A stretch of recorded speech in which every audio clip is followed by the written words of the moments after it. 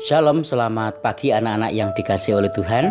Hari ini kita akan melanjutkan pembelajaran minggu yang lalu, pembelajaran 8, bagaimana kehidupan Nuh diselamatkan oleh Tuhan karena Nuh mau belajar taat kepada Tuhan dengan membuat bahtera.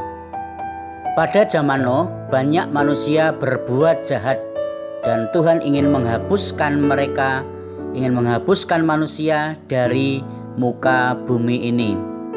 Manusia tidak lagi bisa membedakan mana yang baik dan yang benar. Mereka hidup di dalam kejahatan. Tetapi Nuh adalah orang yang baik.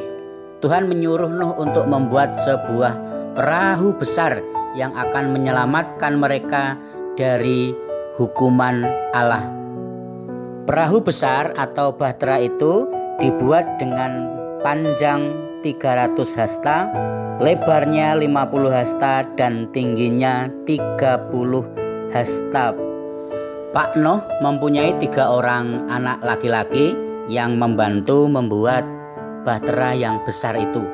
Anak-anak Nuh adalah Sem, Ham, dan Yafet. Lalu mereka semua bekerja sama bahu-membahu membuat bahtera sesuai seperti ukuran yang Tuhan berikan tadi, yaitu panjangnya 300 hasta, lebarnya 50 hasta, dan tingginya 30 hasta. Setelah bahtera selesai dibangun, masuklah Nuh dan istrinya, 3 anak dan 3 istri anak-anaknya, atau istri dari Sem, Ham, dan Yafet.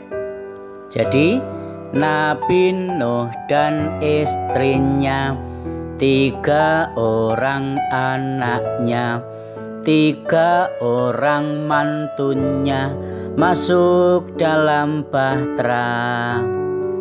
Nuh juga mengambil 7 pasang binatang halal dan mengambil 1 pasang binatang haram untuk dibawa masuk ke dalam bahtera tersebut.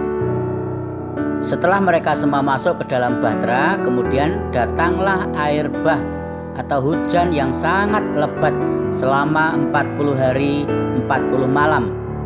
Air itu menenggelamkan semua yang ada. Dan selain dari Nuh dan keluarganya dan binatang-binatang yang masuk ke dalam bahtera itu, semuanya binasa. Nuh dan keluarganya memelihara dengan baik semua binatang yang ada di dalam bahtera, memberi makan dengan teratur, kemudian membersihkan kandangnya, membersihkan kotorannya. Nuh melakukannya dengan baik sehingga binatang-binatang yang masuk ke dalam bahtera itu semuanya sehat dan dalam keadaan yang baik. Jadi kalau anak-anak punya binatang peliharaan di rumah, peliharalah dengan baik, kasih makan yang secukupnya, bersihkan kandangnya. Kalau sudah kotor, mandikan, seperti yang dilakukan oleh Bapak Nuh. Setelah semua manusia dan binatang-binatang yang di luar bahtera mati terkena air bah, maka hujan lebat pun berhenti. Tetapi air masih menggenangi bumi selama 150 hari. Ada 8 orang yang selamat yang berada di dalam bahtera Nuh. Bahtera Nuh itu berhenti atau terdampar di pegunungan Ararat dan air bah menjadi semakin surut. Pak Nuh melepaskan burung gagak dan burung merpati untuk melihat apakah air itu sudah mulai berkurang, apakah air itu sudah mulai surut atau belum. Setelah 7 hari dilepaskan burung merpati yang ketiga. Burung itu kembali dengan membawa sehelai daun zaitun di paruhnya.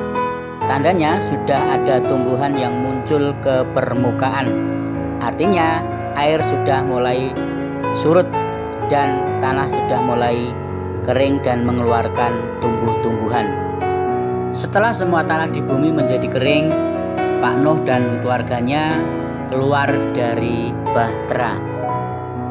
Semua binatang juga keluar dari bahtera Nuh untuk mencari makanan, untuk berkembang biak dan bertambah banyak di bumi.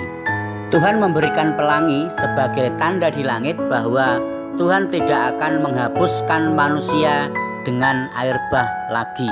Anak-anak yang dikasihi oleh Tuhan, Nuh dan keluarganya mengungkapkan rasa syukur kepada Allah dengan mendirikan mezbah dan mempersembahkan korban bakaran di atas mezbah itu karena Allah telah menyelamatkan Nuh dan keluarganya. Anak-anak yang dikasihi oleh Tuhan, melalui pembelajaran hari ini Tuhan mau supaya kita semua juga hidup bersyukur. Dengan cara bagaimana?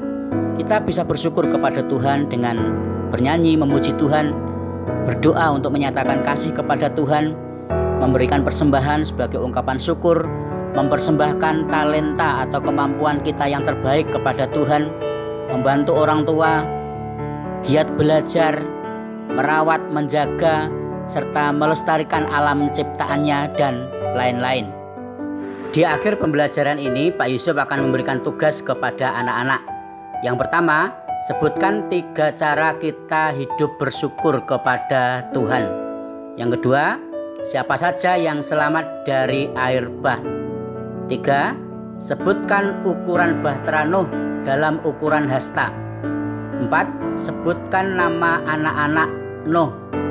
5, bagaimana cara Nuh dan keluarganya bersyukur kepada Tuhan.